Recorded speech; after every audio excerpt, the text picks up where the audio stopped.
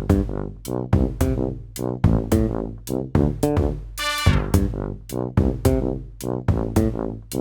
and welcome to the Zach Brown Show, the show that introduces you to old friends for the first time.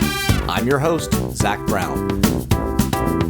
Join me as I talk with Jordan and Kelsey Morris. We discuss how they met, their ministry together, and their individual passions. So without further delay, let's get this show started. So you being British, is tea a big thing in your household? In England? Yeah. My mum's an avid tea drinker. Yeah. And does she hold to the whole, like, we drink tea at this time, or is it just whenever? Just whatever. Is that 3 o'clock? When is tea time? I don't even know if that's a thing, like a set time for tea. I thought it was 3 o'clock. You can go to a restaurant and have an afternoon tea, and that's normally between like 1 and 3. They're the best. Yeah. I want to do that. I need to get... So this is better than the guitar. Oh, there it is. It's fancy. Something that I love about you guys, and I've said this about different things, and it's not derogatory, but I find it fascinating that the two of you are this way. So many couples that are in ministry, you'll meet them and this is the pastor and his wife. Or they'll go, yeah, my wife, she's, an evangelist, and he just stays at home. But you guys are this like kind of dynamic power couple, for lack of a better phrase, because you, Kelsey, have Ryan's Hope and your own speaking engagements. And Jordan, you have All for Jesus and your speaking engagements, but then you do stuff together. So without like having to go through like the craziness of explaining your entire wedding video, in short, how would you say that like you came together? Oh gosh. There's no short way of doing it, is there? There really isn't. How about you start, because you made me start last weekend in our trip to Jacksonville. Are we officially going? Yep. Okay. Just casual. I wasn't looking for a wife at all when like Kelsey and I met. So I would come over to the Bay of the Holy Spirit revival, which at the time was happening in Mobile, Alabama, and I was still working a secular job in England. Okay. Were you involved in ministry at the time at all? Yeah, I was traveling and preaching since I was 16. Okay. And so I had this idea that I didn't want to get married, I didn't need to be married, and that was the way it was going to be. I was doing just fine. But during the Bay Revival, people were asking, do you know who Kelsey Hill is? And I'm like, I have no idea. Just randomly came up to you and just needed to ask that question. Yeah, I guess they knew of her. I never met her though. During the Bay Revival, she was there at times, but we never seemed to run into each other. My dad would send me down there from Dallas, because that's where I grew up, was Dallas. So he'd send me down there in between, like, taking care of him with his cancer treatments and stuff. And he just said, I want you to have a break from life, from all of this. Just go down there. If you want to sing on the praise team, you can do that just for a few days, stay with some friends. So I would go down every once in a while, and Jordan would go down from England every once in a while, but we never went at the same time. Okay. So we just kind of heard of each other during that time. Do you want to keep going, or do you want me to keep It's so funny because we, like, neither one of us want to share the story because we always share it so much. We both integrate into the story. And this is great because now it's going to be on the podcast and we can just direct people to this show. So you don't have to keep explaining it. There we go. We thought that worked with YouTube, and yet people still... I don't even feel like we shared everything on YouTube as well. No. So we both went to the Bay Revival. We never actually saw each other in person. Fast forward a few years, I had dated a few guys. And the funny thing is, I was infatuated with somebody, and I thought for sure that would be the person I would marry. And when I was 16 years old, I remember a woman by the name of Elizabeth Timefuk. I don't know, do you know Elizabeth? Yes. Yeah. So her and I were in the car one time when I was 16, and I was talking about this guy that I was infatuated with. And she said, you know, Kelsey, I just really feel like you're supposed to be with Jordan Morris. And I ripped her up. I was and again, you had not met? No, we had not met. I just knew of him. I just knew he was the Evangelist's cousin or something at the Bay Revival. You're just an associate. Yeah. I was a second thought. That's right. So I just told her, no, there's no way. He lives in England. I'm in love with this guy that I'm talking to. And I just cut her off from there. And she said, okay, I'm just saying that's how I feel. This music makes our story sound more dramatic. It does. It gives it like a romantic flair, a Spanish flair. So that's like a little backstory of how she had actually said she thought I was supposed to be with him. So that was kind of in the back of my head for years from what she said. And then fast forward, I went off to Bible school in Atlanta. He was back in England doing his thing. And then my brother passed away in October of 2014. And Jordan, at that point, I was not in a relationship anymore. Jordan just took a picture of the mic. It's research purposes. So I wasn't in a relationship anymore.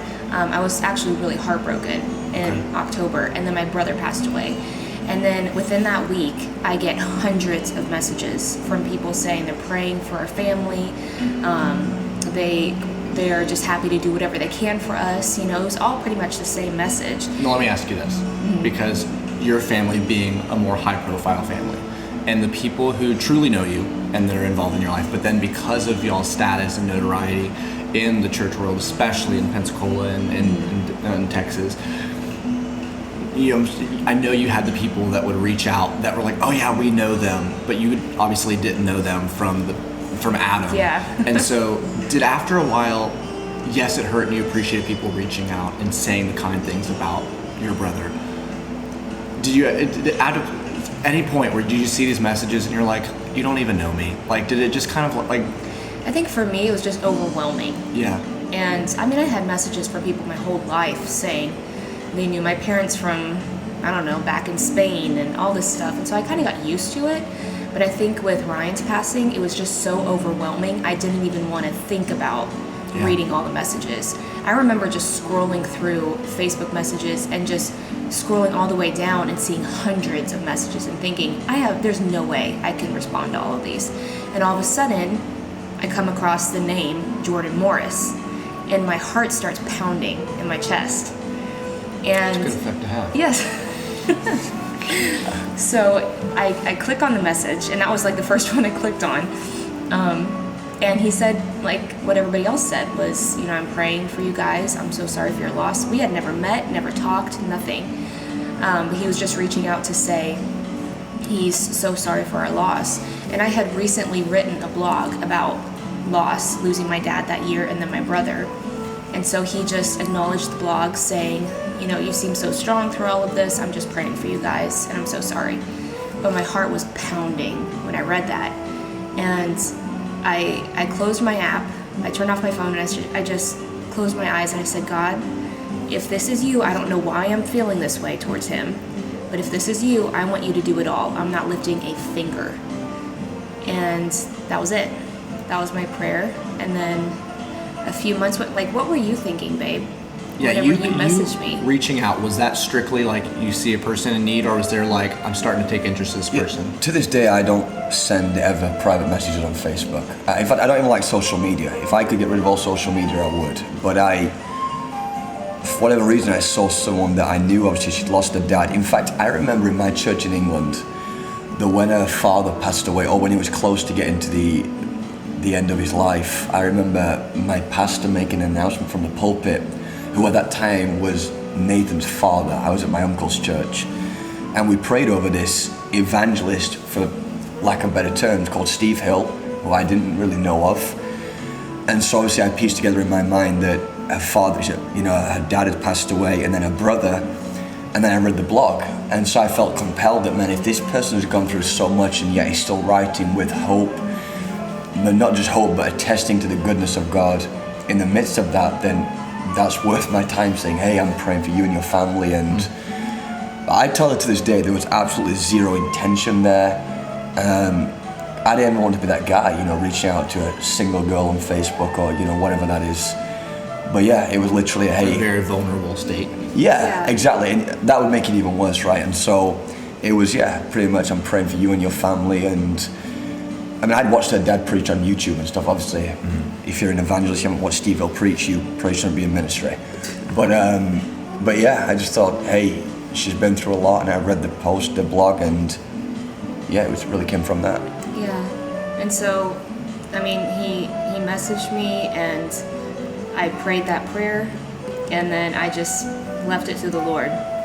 But between October and January, my heart started to, like I started having feelings for Jordan. And it was just the strangest thing. And what's funny too is that other people would reach out to me, other guys, right after my brother died, messaging me saying, I'm so sorry for your loss, do you want to go get coffee? And I'm like, really? You know, it's been a month after my brother passed away and you want to find me in my most vulnerable state. And that with Jordan, I think we messaged maybe twice and that was it. And it was all just solely, I'm praying for you, that's it. And that stuck out to me too. And so over those 2 months, I definitely started to have feelings for him. And I just thought, I don't know what this is. Nothing's going to come from this. There's no way. And I was off at Bible school in Atlanta. And I remember there were a few guys there that had come to my attention that they were interested. And I just remember talking to my friend and I said, so-and-so I just found out is interested. What do you think I should do?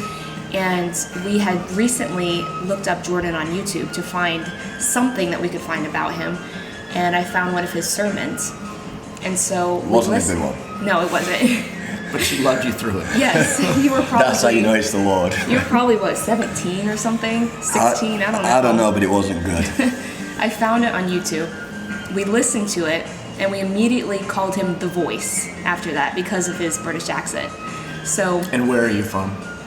Obviously England. Yeah, a place called Sheffield, and well, it's funny, that's not even true. I'm from a place called Rotherham, but it's such a small town, no one knows about it, so the major city is Sheffield, closest to it. It's good, you lead off with a lie. I like that. But I corrected it to the truth, but it's like saying some tiny place in Alabama, like you're going to say, you know, either Birmingham, Alabama, or, Sure. yeah. But yeah. And you say Birmingham. You're so proper. Birmingham. You guys robbed that name from us, Birmingham, England. That's true, yeah. We Americanized it. Have we let the viewers know I'm drinking coffee?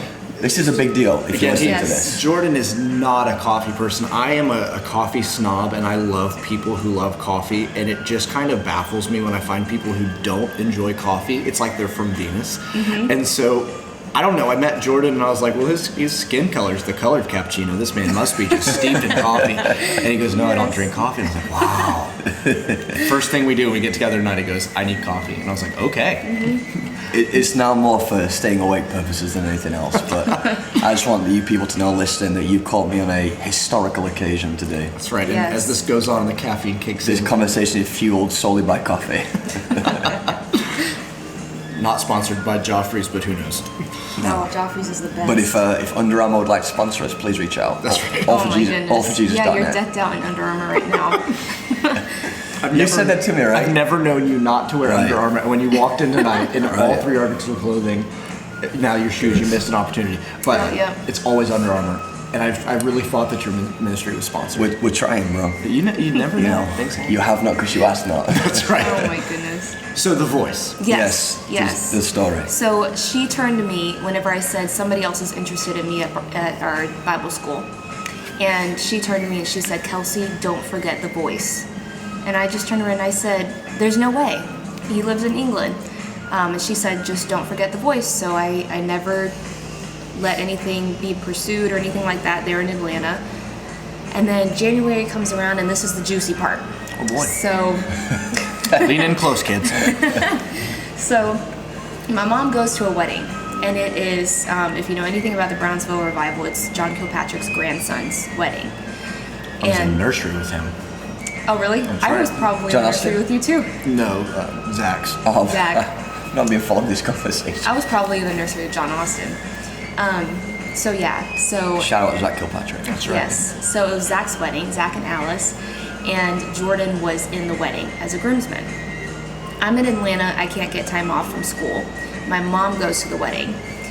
Afterwards, I'm talking to her on the phone, and I said, so, how was the wedding? And she said, oh, it was beautiful, it was wonderful. And I said, yeah, so I heard Jordan Morris was there. And she said, oh, yeah, he was there. I said, did you talk to him or anything, make conversation? And she said, no. And I said, but Mom, I love him. And then there was just silence on the phone. And then she said, I'm sorry, what? And I said, Was that the first time you had voiced that? Yes. Okay. I said, I love him. And she said, you've never talked to him. You've never met him. And she just kind of made it a joke. She laughed at me about it. And I was like, no, I'm serious. I love this guy. And so she said, well, it's interesting you say that, because I had about 2 or 3 people at the wedding tell me that Jordan and Kelsey would be perfect for each other, or that they should be together or something. And didn't that happen to you too as well? Yeah, at the 3 wedding? people at the wedding. Yeah. Now, was this becoming like annoying, or was this like all of a sudden really piquing your interest? Like maybe there is something to I thought there was a conspiracy going on. I thought these people had like colluded. like they're holding bets and Yeah, thing. but they tell me they didn't. So maybe we can put it down to the Lord. Yeah, and I think you messaged my mom too. No. Yeah, no, Really? you did. Yeah, she said that you messaged her on Facebook. What did I was I like, say? ooh. What I did don't I know. I can't remember. And I'll have to look Must have that been a very touching moment. Very I remember it very well. up. Reached out to the mom. Yeah, so we left it at The that. first time your mum spoke to me, I got a happy birthday on my birthday. Oh, she sent And it to I everybody. thought I was special, but apparently not. No, that's everyone. I'm sorry. Yes.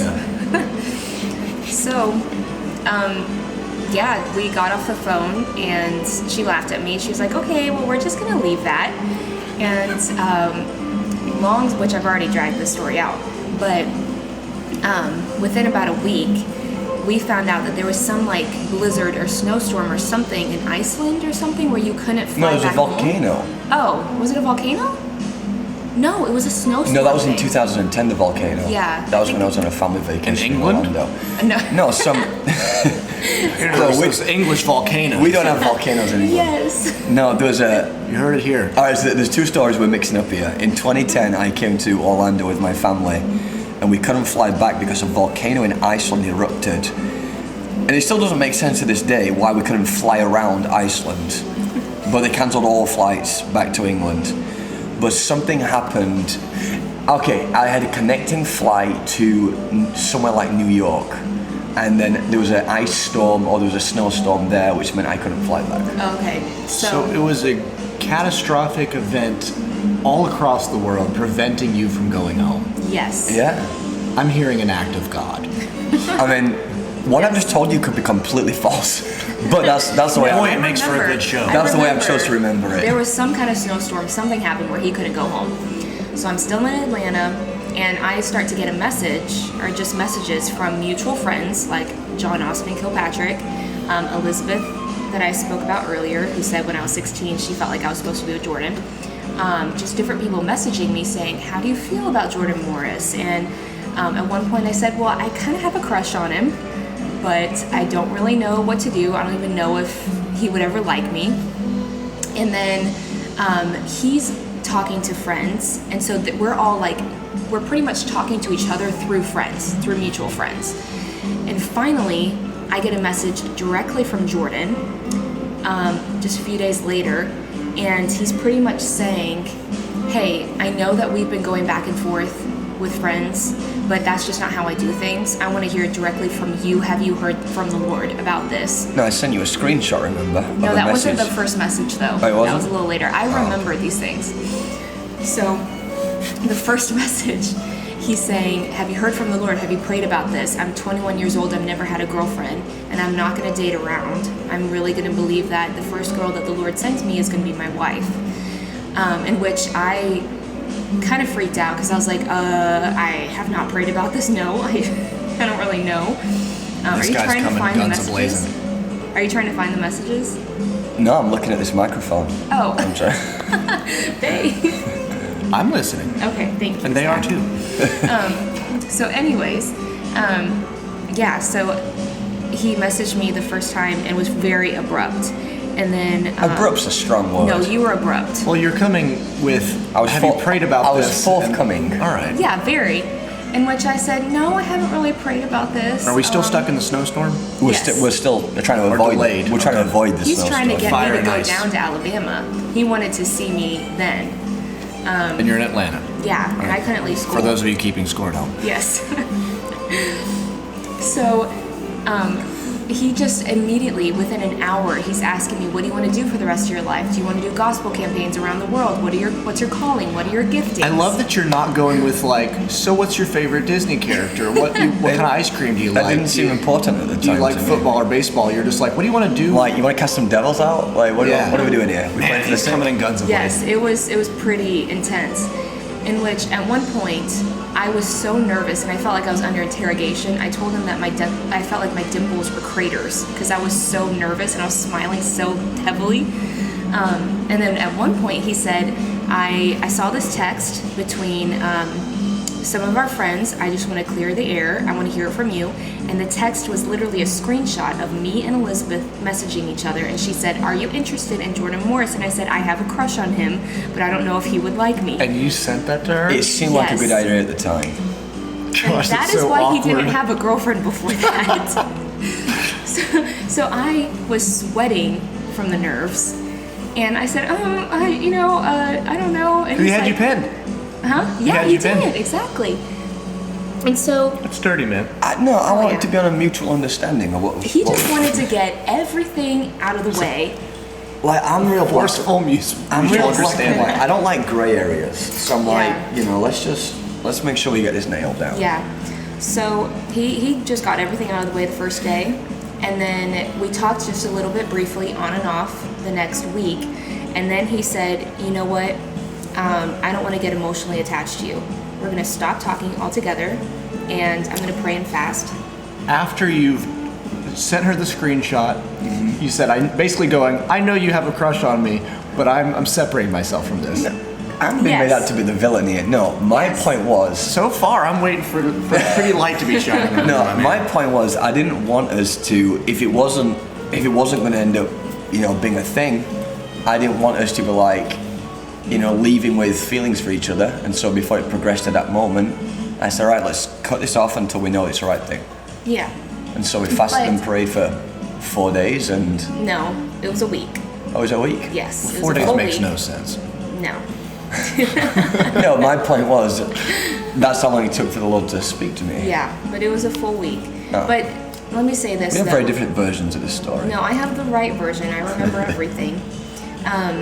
But going into Just know that you're wrong and just rest in that. It's okay. Going into the new year, I had prayed for my future husband, and the first thing I prayed for, aside from loving Jesus, was I need somebody who is direct and knew exactly what he wanted, because I've been in horrible relationships. So far, you had the directness. Yes, he was ticking every single box already in the first day. Look at you.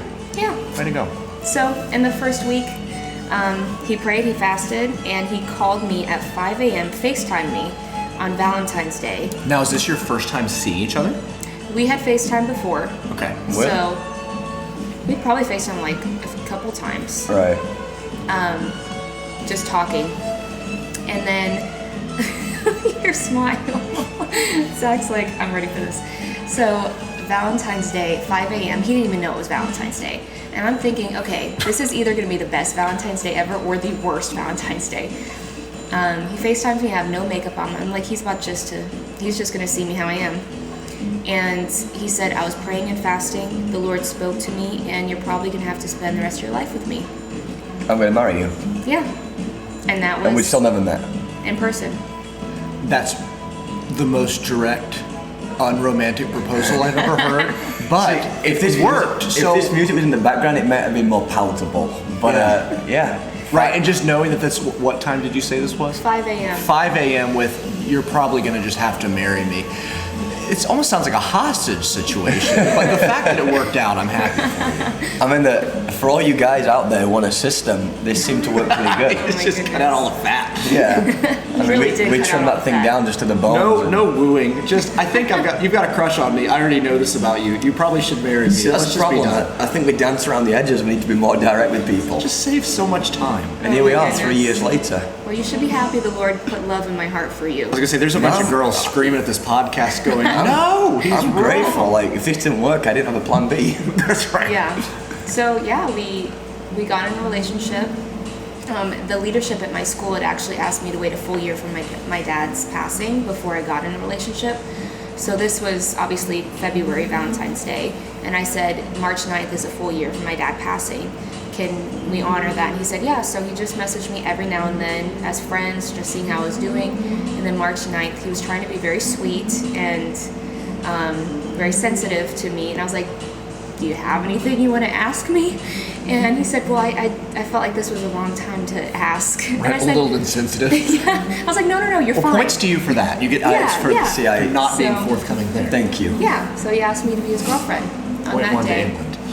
And then we met for the first time in June, 3 months later, Yeah, and Where? at And the then- airport. she corrected me on this the other day. I'm like, she's like, where would you meet? I'm like, Mobile Airport. She's like, no, it didn't. It was in Destin. It was the Destin airport. Close enough. Were you coming to her? Yes. Okay. It was the first time we met. Yeah. And what did you do? Hugged. Well, okay, duh. But like, this is the first time you've met. We were gone through a very odd courting to say situation. to say the least. And so, what's your first? Where do you go? Where do you go to date? What do you go to? We do? were with the Kilpatricks. Okay. Yes. We were with, So it's a group thing. Yeah, we had adult supervision with us, and I don't know what we did. What did we do? Well, we were staying with them in Destin. Yeah. So we went to the beach. We went shopping, went out to eat. I don't remember much about it, to be But honest. you know what? But just hung out. His first, Yeah. yeah. And then our first official date, just the two of us, we went down to Disney that same trip that he came to visit. We drove down for about 3 days or something. Now, had you ever been? Yes. Okay. Twice with my family, and I booked her dinner or lunch or Lunch. breakfast. Lunch. Well, I love that you covered one of those three. It was one of them. At Cinderella's castle. Yes. Well, there you go. He didn't cheap out and get you like a Casey's hot dog. Yeah. No, There's nothing wrong with that. But, Bro, you I know, booked it online on my own. Good for you. Yeah, You did and very good. Using technology. the point I remember most about that was how inappropriately dressed that Aladdin chick was. What's her name? Jasmine? Yeah. Yeah, Jasmine was looking a little interesting. She looked a little promiscuous for a Disney princess. Well- Because if you don't know, like the Cinderella's Castle is a character dining Yeah. experience. So all the different Three-course princesses. meal. If you want a romantic lunch with your partner without being interrupted, this is not for you people. Yes. Because every 4 seconds, you had some Disney princess who I didn't know who they were. I'm like, which one's that? And they'd tap me on the shoulder and be like, how's your dinner? I'm like, same as 5 seconds ago when you asked me last time. It's like being interrupted by very peculiarly dressed strangers. It is. Yes. Trying and to eat. Jordan's trying to figure out if that's their real hair. I'm like, that is clearly a wig. I couldn't tell. And then we turned around and I'm like, yeah, she needed. Anyway, the whole So thing your was. first thing as a couple is you go to Cinderella's royal table. Yes. Yes. Wow. It was pretty The fancy. bar has been set, gentlemen. Yes. And And then yeah. it progressed from there. But you know, something that was funny though is we had to know that this was God for sure, because I told my mom in between those 3 months of waiting to actually meet each other, and I said, we're gonna get married. And she burst into tears thinking, you've already been in horrible relationships, you're gonna be hurt again. So this was not happy tears. This was. No, this was like, This was the first effect I had on my mother-in-law. yes. We didn't get off to a good start. Yeah, she's saying you guys have never even met each other. You should not decide this so soon.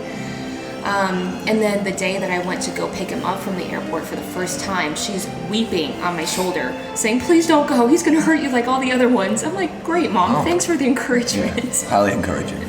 But I said, Mom, it's going to be okay. And I knew it was going to be okay. And that was that. Yeah. And how long did you guys date before you got married? About a year and a few months. Something like that. Yeah. It was a year and a few months. We only saw each other in person Three times. 3 times, and then you came over to the States. In April we got engaged. April 2018. No, that's wrong. 2016. No, we got married in 2016. Yep. So no, I got this. April 2016, we got engaged. Yes. My sister-in-law Shelby planned the whole thing for me. So shout out Shelby. I literally turned up, gave her a ring, and that was it. Shelby did the rest. Did you at least pick out the ring? Yes, I Okay. did. Shelby's like, no, here, this is the one you're gonna give her. No, I did that part. And then September I moved What'd you up. say? Who? Said yes. Oh, good. Well, he got down on one knee, and I had my purse on my shoulder, and I really didn't want my purse to be in all the pictures. Bro, I was so scared. We were on a boardwalk. My biggest concern wasn't her saying yes, it was dropping the ring through the cracks in the boardwalk. I just had visions of like fish swallowing it and then like doing a Jesus miracle where the fish opens its mouth and there's the engagement ring. What a story that would have been. Oh, that would have been so much better. Mm-hmm. But anyway. Well, you started to say something really nice, and then I interrupted you by saying, "Can I put my purse down?" And that threw me off. That did. And then it just became speaking in tongues. Like I don't know what I said. I like, came hey, back. I really like you, and I'd like it if you'd marry me. Yeah, I came. It's not too much trouble. Yeah. Yeah, it was probably one sentence after that, and it seemed like you had a good speech prepared, and I just completely threw you off. Yeah, I don't know what I was planning to say. But which I knew he was gonna propose to me that day, and I could feel his nerves all day long. It was the only day that nobody had planned anything, so I'm like, okay, it's gonna be today. So I'm calling my best friend saying, he's gonna propose today, what should I do? And she said, you shouldn't know this. You should be completely surprised. Now, did she know? She didn't know. Okay. No. It was the least surprise engagement the world has ever known. Yeah, but I was consoling him on the way to the restaurant saying, it's okay, because I could tell he was nervous. I was fine. She was coaching you. And she was coaching me how to propose to her. Very good. Yes, so that is our story. Stay tuned for more of The Zach Brown Show. I love coffee. It's part of my morning routine. Without it, I just don't feel like myself. Allow me to introduce you to the official coffee of The Zach Brown Show. Located in Columbia, Tennessee, Oak Hill Farm Coffee Roasters offers a delicious variety of roasts and blends. Every bag of coffee you buy will help mission and humanitarian projects all around the world. What's better than a cup of coffee? A cup of coffee that helped make a difference. Oak Hill Farm Coffee Roasters. Wake up, drink coffee, and go do something great. So did you have All for Jesus in mind, or did that formulate like before this, or did it kind of formulate once you guys were a couple? Yeah, so for those of you who aren't familiar, All for Jesus is the ministry that Kelsey and I now, I don't even say it's our ministry, we always say it's the Lord's and we kind of get to steward it, but funny story, this has never been a public story before, so you're getting the first ever release on this. So it wasn't always going to be All for Jesus. As a title. Yeah, so for the longest time, I believed that the Lord, well, I don't think it was the Lord at all now. I was going to call it This Gospel Ministries from Matthew 24, this gospel of the kingdom shall be preached in all the earth. And I'm not someone who ever has dreams. Like, you know, some people, like every single night, they have a dream from the Lord. That's me. When I go to bed, it's like someone turns the TV off, it's just black, like a black screen. That must be so nice. I never dream. And so, I think now it was, more than 2 years ago, my father was diagnosed with cancer, and so I went back to England to be with him while he was having a surgery. And one night, I had not even spent, like some people like, hey, I went on a 40-day fast and I had this crazy vision. I just went to bed one night, I had a regular day, and in this dream, I see myself walking past a building, and on the outside of the building, in big letters, it says, All for Jesus. And I immediately wake up out of this dream, and the Lord says, this is what you'll call it. It'll be All for Jesus. And 5 months later after that, it was May 2018, we launched what is now known as All for Jesus. And we're believing God for 1 billion souls to be saved. That is 1 billion. 1 not billion. Billion. Billion with a B. I remember the first time that I met you. We were at Kelsey's mom's house, and we were sitting talking, and you're sitting on the steps, and you just literally just came right out of the gate with that. You had just come back from a crusade, and I was like, so what are you doing? And you're like, yeah, we're doing this, and we're believing for 1 billion souls. And I went, wow. And it was like not overwhelmed. I was like, everything that I'd ever thought to do in my life, I was like, wow, that falls so short of what he's wanting to do. But I love that because T.D. Jakes said, if you can accomplish your dream on your own, then it's not big enough. Right. And God has to be in it. So I think anybody, I don't care how long they've been in ministry, they hear 1 billion souls and they probably go, that's cute, kid, and move on and go do what they've been doing for years. Right. But I think that is so powerful and bold, and not to blow smoke, but just to be like, that's an amazing thing to go, this is what we're aiming for, and why aim for less? But here's what I would tell you in response to that. It wasn't my idea. And I love that. It was the Lord. That you hold It was the 1st of September 2010. I was at an event in Sheffield, England, and I was asked by a friend, they're like, hey, there's a guy called Daniel Calenda. I had no idea who he was at the time. They said he's an evangelist, he worked with Reinhard Bonnke. In fact, at that time, I don't think Daniel was even working under Reinhard. Someone may be able to correct me there, but I don't think he was. But I heard he was actually. He was? I think, but he wasn't like majorly preaching or anything. But I think he was running with his own ministry at that time as well. He was in association, but not Right. necessarily. That's from my understanding. Maybe someone can correct me on that, but that's not an integral part of the story. The point was he was coming to Sheffield, England. I was told he was an evangelist. That's what I wanted to do with my life, so I went along to this service. And it was one of the most powerful encounters I've ever had with the Lord, Zach. It was one of those moments where even if you wanted to deny it, you know the Lord's speaking to you, one of those moments. It was my burning bush moment. Absolutely. And the Lord says, he said, I want you to believe me for 1 billion souls. And here's what I tell people. He never told me to win 1 billion souls. He told me to believe him for 1 billion souls. And I believe the Lord did that very strategically, because if he told me to win 1 billion souls, maybe I would think that it was all to do with me. Absolutely. But he said, believe me for 1 billion souls. And since that day, I believe I'm right in telling you this, I've probably had more people tell me it won't happen than people have told me it will happen. But I always tell them this, it wasn't my idea anyway. Yeah. And so whether you tell me it will or it won't, it doesn't matter, it was God's idea. And yeah, when I'm married with my wife, she never once questioned that. She never once tried to figure that out. She's never like, well, babe, let's see how the first few years go. It's just, that Let's set a maybe a lower number to start with. Right. It was just one of those things that if I wanted to run from it, I can't.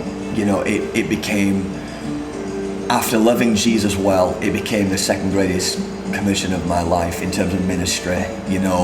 Loving Jesus first, loving my wife and my family, and then believing for 1 billion souls. That's what I believe God's asked me to do. And so we've never doubted it. And right now we're just doing our best to use what God has given us right now. And that's turned into what you see now to be these gospel crusades that we are having the honor to hold.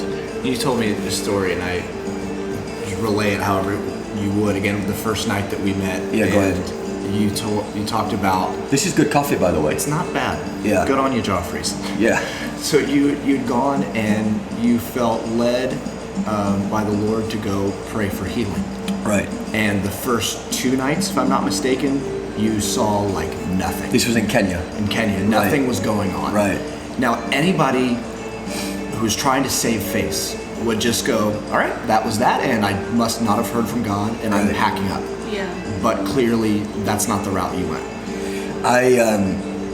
Reinhard Bonnke is one of my heroes of the faith. I think apart from, firstly, my wife, who's had the biggest impact on my life, and also a very dear friend, Michael Koulianos, I think Reinhard Bonnke's life has impacted my life the most. And Reinhard once said this.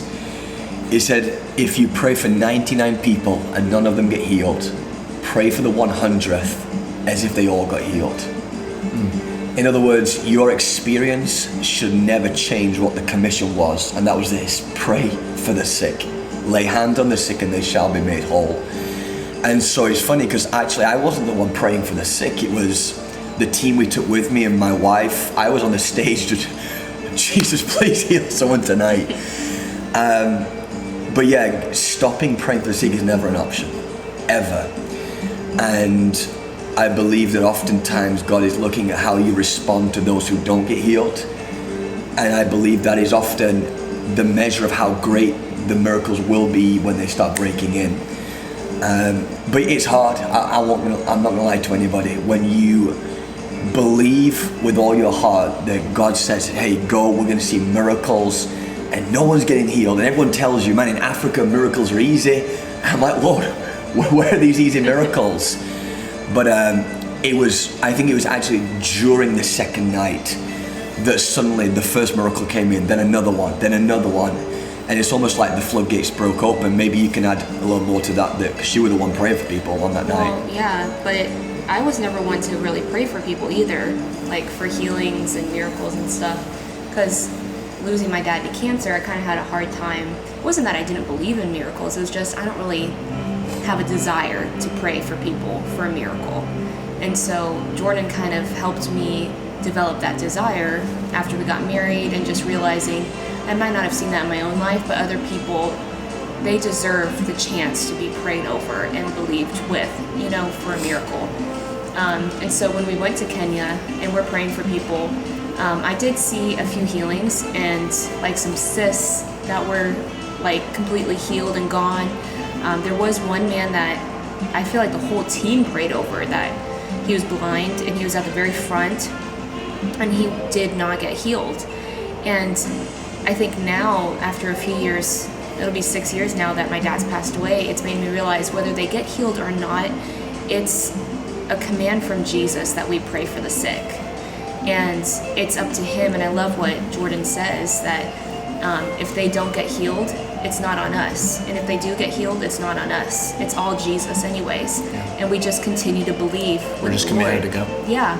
And so it was amazing to see the miracles, but I think the Lord is also looking at us saying, will you continue to press forward? Will you continue to pray, even if you don't see everything that you thought you would see? Because I think that's when you feel the sweetness of the Holy Spirit, when you do see a miracle or something and you realize, I didn't give up, I kept going.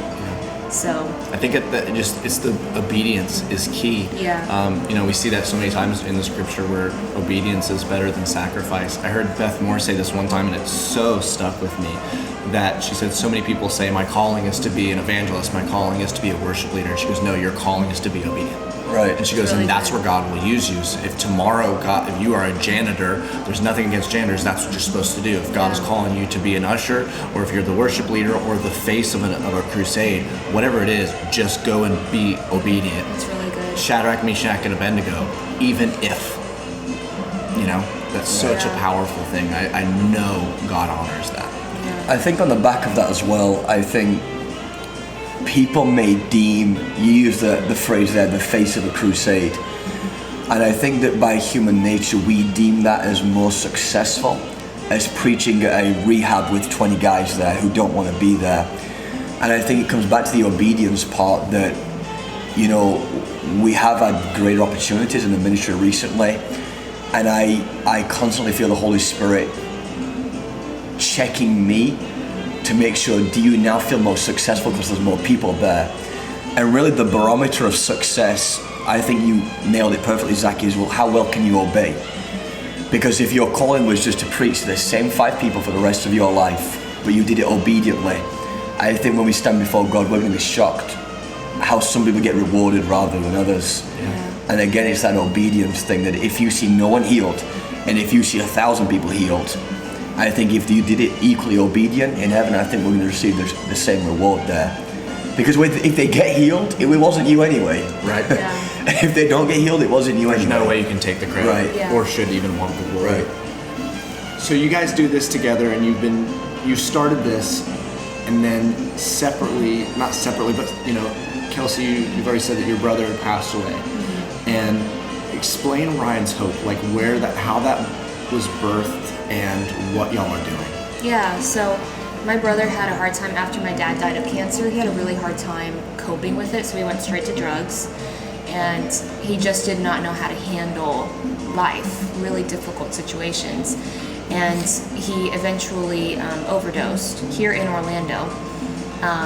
And then I was off at Bible school when it happened. And so during my second year of Bible school, I really started to feel a tug on my heart from the Holy Spirit to start some kind of program or re-entry thing where guys could come from a Christian-based organization, Christian-based rehab, or they can come from the prison system and they've already met the Lord, but they have no idea what to do next, and to start some kind of program like that. And I told the Lord 10 million reasons why I could not start anything like that or even believe for anything like that. I would tell the Lord, there's no way, I never even did drugs. How am I supposed to relate to somebody who's done drugs?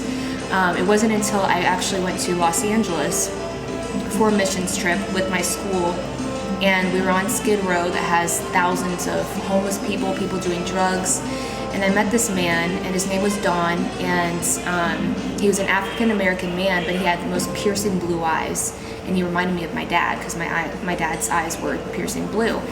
And and he was sitting there in his wheelchair, and he was saying hi to all of these people and calling out their names on Skid Row that were living in tents and all this stuff. And I just turned to him and I said, so Don, and I didn't want to be rude or anything, but I said, which tent do you live in? And he said, oh no, I don't live here in Skid Row. I have my own apartment. I'm a veteran. And I was like, then what are you doing here? And he wasn't really a Christian. He believed in God, but he said, I just love the people so much. They're my friends. And he said, I've never been homeless. I've never done drugs. I've always been good my whole life. I just love these people. Wow. And I felt like he was a part of them because he loved them so much. And so he came down there every single week and would hang out with them. And right then the Holy Spirit touched me and I just started weeping, talking to him. And I had to keep turning my head and wiping my tears because the Holy Spirit was using Don to show me he's never done what they've done, or he's never lived the life that they've lived, but he's loved them so deeply and he's related to them with love. Yeah. And that's when the Lord spoke to me and said, it doesn't matter that you've never had that lifestyle, I'm going to still use you. And so the Lord said, just believe with me. And that's the same with the 1 billion souls. It's just believe with me.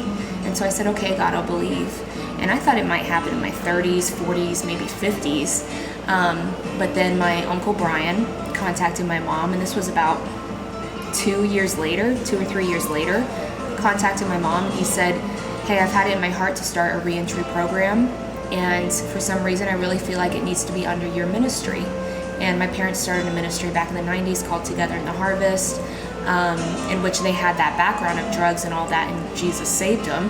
And so it fit perfectly to have Ryan's Hope underneath their ministry. And my mom said to my Uncle Brian on the phone, she said, do you realize that Kelsey and I have actually been praying about this for 3 years now? And he said, I had no idea. And it was just an answer to prayer.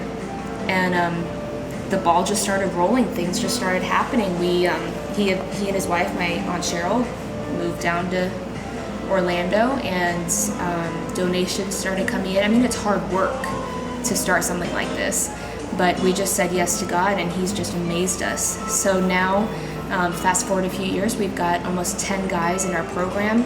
Our first guy graduated this month, and he's getting married this Saturday.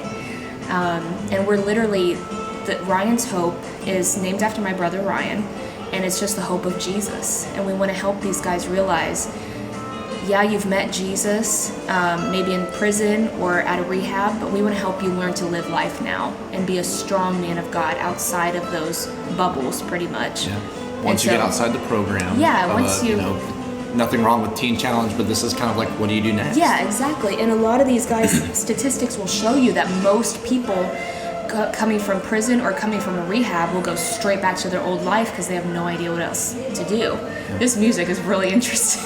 But anyways, but they literally have no idea what to do next. And all they do know how to do is sell drugs and do drugs. Yeah. And so this puts them in a much healthier community. Yeah, exactly. Amongst other people that have gone through the same thing, but they want to push themselves. So these guys are learning how to do lawn care, or they're learning how to work with the church and work alongside the pastor. And they're learning how to preach. Whatever they feel they're called to, or whatever excites them, we want to help them in that area. Yeah. And then they'll stay for 6 months to a year, and we'll help them save up their money, budget. Hopefully they can get their own apartment after they're done with Ryan's Hope. They have their own jobs, and they just go from there and help them be as successful as possible, but love Jesus with all their heart through it all. It's been incredible because I've been with you guys as we've done events where we've gone out to dinner or just spent some time hanging out with these guys, and they're some of the sweetest, just lovely group of guys that you've ever hung out with. But then when you hear what they've been through in their story, and it's like, these guys would have been really rough guys to be around and hang out, and they wouldn't be people that you would expect to go have dinner with. And that's just being, real. But when you see them now and you see the transformation that they have gone through from meeting Jesus and what they're continually striving for, as we all are, just trying to be more like him and just not be worms, as the Bible puts it, and just to be holy and righteous. It's such an incredible thing, and I love y'all's program. Like, I think it's really special, and I'm gonna put a link in somewhere, whether it's on the social media or whatever, that if somebody's hearing this and feel called, that they can donate to All for Jesus towards the Crusades or Ryan's Hope that they can contribute to taking care of these guys and just paying. You guys should do Ryan's Hope. Give to Ryan's Hope.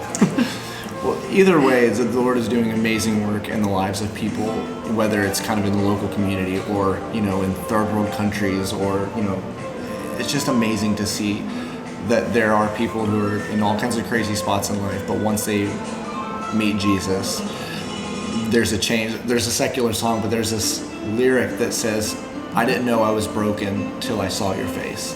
Wow, yeah. Or I didn't know I was lonely till I saw your face. I didn't know I was broken till I wanted to change. And meeting Jesus is that. Yeah. And when you see that standard and you know your value and what he's called you to and that you are his child and heir to heaven, that he's called you, not just to say a standard like you're not holding yourself to a higher standard, but you're just worth so much more. Yeah.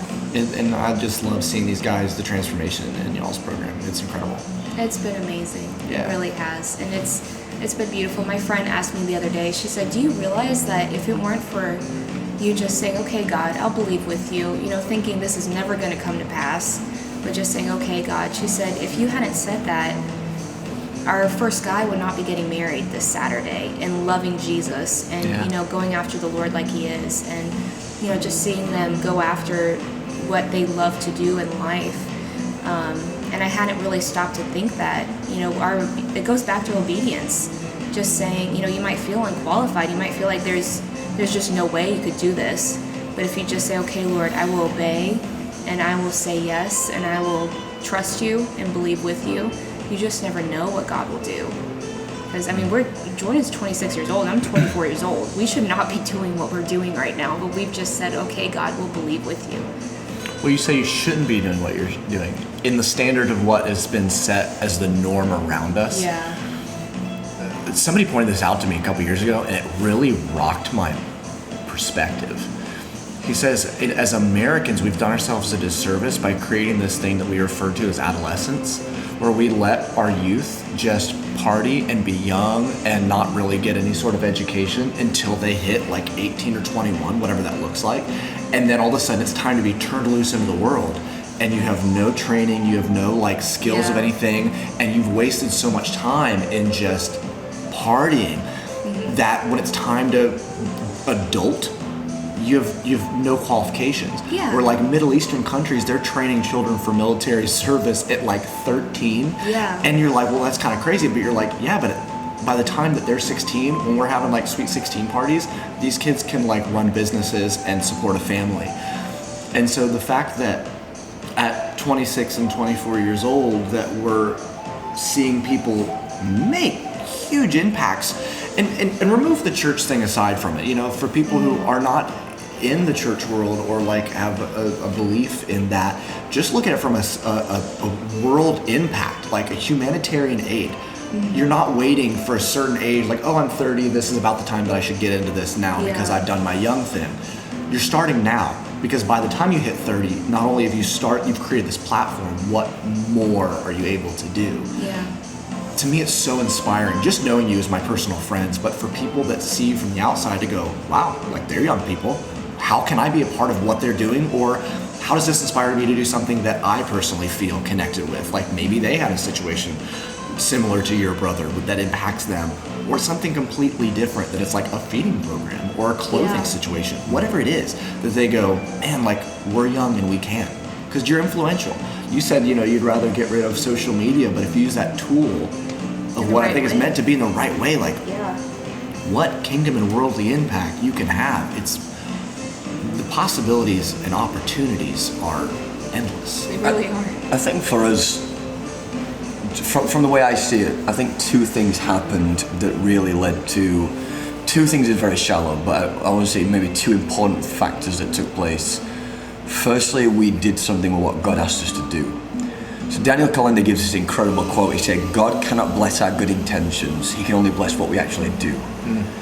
In other words, you can have great intentions until you're 70 years old, but nothing will happen from that. That's why the Bible says that we walk by faith. In other words, it has to look like something. And so, for example, with Ryan's Hope, they did something and then it progressed to where it is now.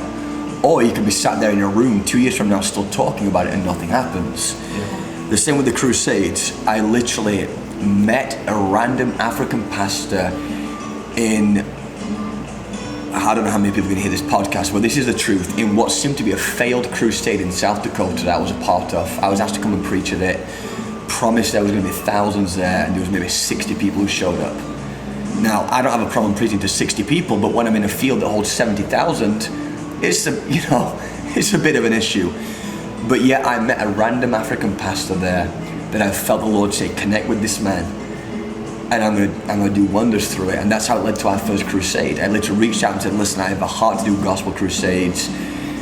What can we do in Africa? And that's how it led to our first gospel crusade. It was doing something with the vision God's given us. You put boots on the ground. Right. But secondly, and I believe this was so critical, we had good, godly people around us. And I would tell any, not even a young person, any person today listening to this podcast, be very careful who you surround yourself with, and also who you share your dreams with. You know, we had incredible people who said, listen, we're going to believe with you, we're going to pray with you. You know, I had men of God, men and women of God who loved me enough also to say, you're not ready. I remember being, 18, 19 years old and wanting to go blow the world up in a good way for the gospel. And I had good people around me who said, you're not ready yet. And I think if someone truly loves you, they'll also tell you what you don't want to hear as well as what you do want to hear. Yeah. And so that's what I think was part of what led to today. Firstly doing something what God's asked you to do, but also listening to wise counsel around you. Having people who love you enough to say, you're ready, you're not ready. And giving God something to work with. I think those are really important things. Yeah, and if I could also interject there too, I think the most important thing, which it goes without saying, but I think a lot of people forget about it, is intercession and prayer. Absolutely. Into what God has called you to do. If you're lacking in that area, that's sowing with your tears and with praying and believing for God to do what He's called you to do. And so Jordan would go back and he'd pray every single night. And I after we got married, I grew to have a prayer life as well, because I didn't really have much of a prayer life before we got married. And I've seen how God has used intercession to literally open up doors that no man could ever open up. With Ryan's Hope, with All for Jesus, with other friends and family members that we believed with for other things. Intercession literally is what opens up doors. It says in Scripture that Jesus is ever interceding for us, and so if we intercede with Him, the possibilities are endless in what He wants to do through us. Yeah. So that's just an add-on with what Jordan said, surrounding yourself with people that will believe with you, but also speak truth into your life. Right.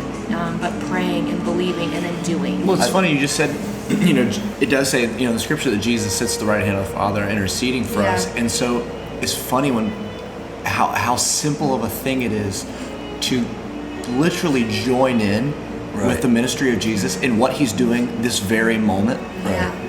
Just to start praying for someone, standing in the gap, you are literally joining in with what God's doing right in that moment. Yeah. We're always asking what's the next move of God?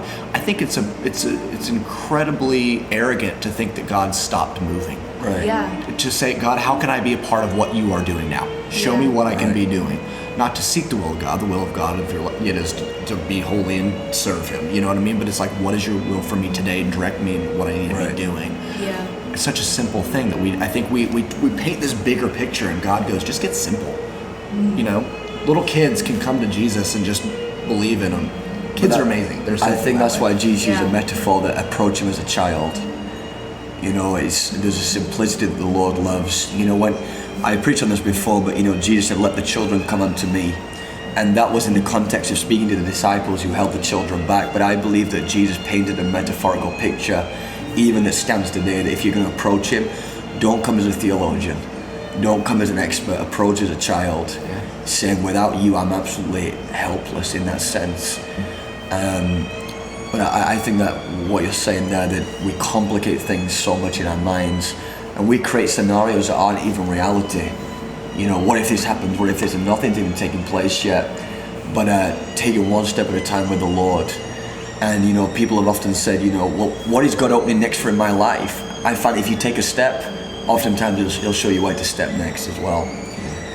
But on the back of what Kelsey just said, I want to add one more point that I think is important there. Perseverance as well. Absolutely. There will, to any person in the call of God and the walk of God in your life, there will come times when you feel like, I can't do this anymore. And this, I mean, for those who don't, we just came back from Colombia, which has been our biggest gospel campaign to date. And I was at a church this weekend. In fact, we got back 3 hours ago from a church in Jacksonville, and we showed a highlight video of the crusade in Colombia, where this is not evangelistically speaking, this is not exaggerating, but thousands upon thousands attended the crusade. And I got up and I said to the people, I know that video looks great, but that's not the whole story. And that may seem like ministry suicide to a lot of people. I said, but we've only shown you the part we wanted you to see. But I have preached in more empty stadiums than I have full stadiums. And I remember coming back from South Dakota one time, and I preached in the story of the shed, an empty field where there should have been thousands there. And I said to my wife, I cannot do one more empty stadium. That year I preached in, was it 3 or 4 empty stadiums I did? I think it was 3. 3, yeah. Yeah. And just in your flesh, like how defeating that must feel. Like, what is the point? Like, I'm just gonna go home and be done. Yeah. But here's my frustration, Zach, right? People come up to you and they say, well, remember, it's all about the one. I get it's about the one. And if it was about, I get that. But if I'm trying to save one person, I'll go to my next door neighbor. But the point of a gospel campaign is that I reach more than one at the, you know what I'm trying to say? Sure. I think we use this, remember, it's about the one. We use it as a humility statement. But if you give Jesus a choice of 1,000 getting saved or 1, he's gonna pick 1,000. The Bible says it's his will that none should perish. That doesn't mean the one's not important. But hey, we're trying to fill heaven. It's a bunch of ones. Right, it's a bunch of, that's a great way of putting it, you know? It's a bunch of ones. Give me 1,000 ones. Right, that's great. I love that. Yeah, give me 1,000 ones. And so we use this, remember, it's about the one, right? But when I put $20,000 into a gospel campaign, I came for more than one. And so in these stadiums, like, I knew God had called me. I knew he told me to believe for 1 billion souls. And yet the reality was I was in a stadium of 4,000 people in Daytona Beach, and there was 70 people there. Wow. And again, I have no problem preaching to 70 people, but when there's a stadium of 4,000, part of your flesh said, God, I don't know how many more times I can do this. I've had the dreams of oceans of people, and this is not what I dreamt. And then 6 months later, okay, we're gonna go another big event in South Dakota, a field that holds 70,000, and there's 60 people there. Then I go to an event in, where was I? I don't remember. Yeah, I can't remember, but it was another big one that someone said we're doing a crusade, and just another empty ballpark or stadium. And I did 3 in the space of about 9 months, and I said, God, I can't do this anymore. And the very next one was Kenya, and that was our first gospel campaign, and we had thousands come. And then we just got back from Colombia, where, again, multiple thousands attended. And so I think really persevering and not making decisions based on your flesh, but really, you know, this is the vision, and God is not a man that he should lie. Yeah. And really pressing on with that, I think, is going back to the obedience to the call. Going back to the obedience, yeah. Like Walt Disney. Yeah. Tell me about Beautiful Tomorrows. Oh, wow. Well, that was, I started Beautiful Tomorrows from, if any of you are listening, from the Carousel of Progress, and that was Walt's, one of his most favorite things that he did, where it was just a progression of the American family going throughout the decades, and the song was, there's a great big beautiful tomorrow. And so after my dad and my brother died, I wanted to start something, just a blog or anything that I could encourage other people to realize you might be going through a really difficult time right now, but there is always a beautiful tomorrow. And a beautiful tomorrow could be today. You know, right now, even though you're going through a lot of pain and heartache, I don't want you to live your life so depressed. And I realized after I lost my brother that so many people just exist through their pain, and they just decide, I can't get over this. I am full of grief. I'm full of bitterness and hurt and pain. I remember this one lady messaged me, and she said her brother passed away in like 1984, 85, and she still has not gotten over it. Wow. And she said she still feels like it's hard to wake up every single day. And when she said that to me, I realized I need to do something to encourage people that, yeah, I've gone through this, and it's traumatizing, and I had I had all the fears come at me, thinking, who's next in my family? Am I going to lose my mom? Is my sister going to pass away? I had so many fears, but I couldn't let that dictate my life, and I couldn't just let that overcome everything. And so one of the biggest things for me was, we're sitting here at Coronado Springs, a hotel on Disney property, and a hard place for me to visit was Disney World after they both died, because that was our family place. We always came to Disney World. And so I realized, even though it's a really bittersweet place to go to, and there's so many great memories, that I will never create another memory with them here at this place, I'm not going to allow that to keep me from doing things I love. I've always loved Disney. I'm not going to cut Disney out of my life because now I don't get to experience it with people I love, And so Jordan and I actually came here for our honeymoon. Even that was one of the first times I came back. We actually came, that, like we said earlier, the first time we ever met, we came here. It was a brief trip. But coming here for our honeymoon, for me, I cried one of the nights during the fireworks. I'm already emotional during the fireworks. But I cried one of those nights realizing I'm not going to make any more memories with my dad or my brother, but I get to now make memories with my husband here. And Orlando was also the area where my brother died. And so it was hard for me to even come to Orlando. And so all of that to say, Beautiful Tomorrows for me was realizing I can't allow the places and the things that have caused a lot of hurt or pain keep me from living life. Well, also I think, unfortunately, we see so many people who have a tragedy, the loss of a loved one, and when their loved one dies, something in them dies, and they stop moving forward. Yeah. They tie so much of their identity into who they are and what in that event, and they stop moving forward, and they stop living. Yeah. And so your vlog is, yes, hold that memory, but keep going. That's been my whole heart. I started YouTube just to try to get something out there to people, that if it's one person that I'm helping encourage, I know that I would have loved to have had somebody, put up a video during my hardest season saying, you're going to be okay. Everything's going to be okay. It might be hard. It might be the most painful season, and it might be a long season. I'm not going to sugarcoat anything. And you might have a hard time waking up every day, but eventually it will get better, and you're going to be okay. And so just to be able to encourage somebody else and realize all my joy, all my peace, everything, I can find that in Jesus. I can be alone with Jesus and realize He's given me this beautiful life. I'm not going to waste it on being depressed and sad all the time. There's moments for that. There's moments of being sad. There's moments of feeling grief. But I'm not going to live my life allowing that to dictate who I am. And so, I just wanted to encourage as many people as I could through that. There's always a beautiful tomorrow. So.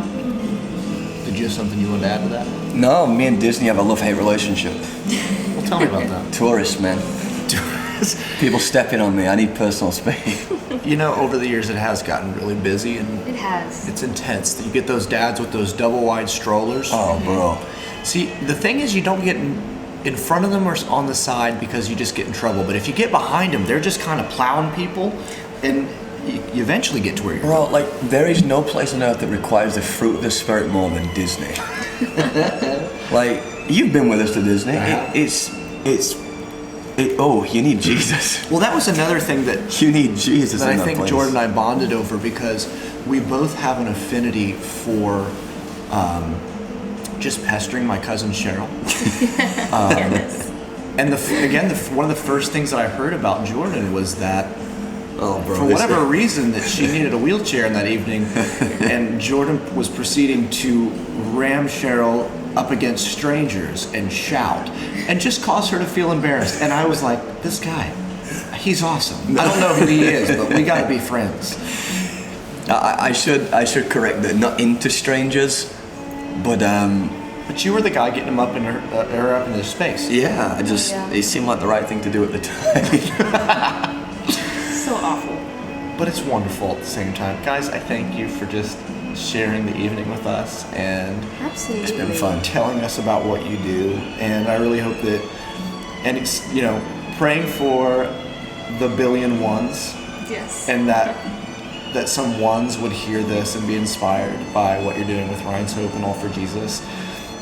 And if you guys want to support Jordan and Kelsey in any way, you can find them on their website and through social media. So tell them how they can get a hold of you. Yeah, you can reach our website, which is allforjesus.net. That's 4FOR. It's not the number 4. Allforjesus.net. Social media, Jordan Morris, and my wife's is Beautiful Tomorrows, and Ryan'sHope.net. Yes. And you should definitely subscribe to Zach's podcast as well. Absolutely. He's going on YouTube? No, No? I don't. I think I'm just gonna hold my market with the audio stuff, and Where are you going to put it? we're on Spotify? we're on iTunes, iHeartRadio. You're on iTunes. Yeah, look at It's us. a big deal, bro. Yeah, so if you're listening to this, you need to actually subscribe or whatever that looks like so that you get notifications of when he puts up new podcasts. We have a Facebook page and an Instagram feed. Yes. You need I to think go to all those. we're talking enough, so I figure Twitter is just a waste of time. But there's pictures. And If whatnot. Twitter disappeared, I don't think anyone would mind. It doesn't do anything. I don't know. I don't like Twitter. How would we find out what celebrities think about? We don't need to know. We don't. They don't. We don't need just to. Just make the movies. Right. Yes. You But guys are awesome. subscribe to Zach's podcast. Yes. Well, that's all for this episode. I hope you enjoyed it as much as we did. Once again, I'd like to thank our guests Jordan and Kelsey Morris for spending some time with us. Want to stay connected with the show? You can follow on Instagram. Give us a like on Facebook. I'll post behind-the-scenes pictures and updates on all the latest episodes. So like, comment, and subscribe. I'm Zach Brown, and I want you to remember, if you're going to stop and smell the roses, check first for bees. Have a good one.